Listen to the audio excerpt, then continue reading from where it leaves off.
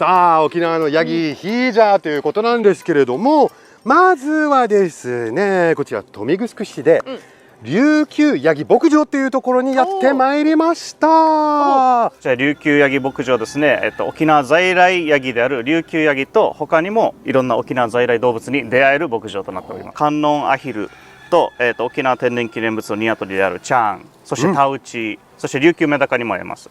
この子がじゃあ琉球ヤギということなんですね。そう、この子ですね。沖縄本島今全部で最後に聞いたのは80、すごい絶滅一歩手前です。もう本当に。風の音とかね、ヤギちゃんたちがむしゃむしゃする音が聞こえてくるかなと思います。それ一番聞こえてる、むしゃむしゃむしゃ。めっちゃめっちゃ足の裏舐めて。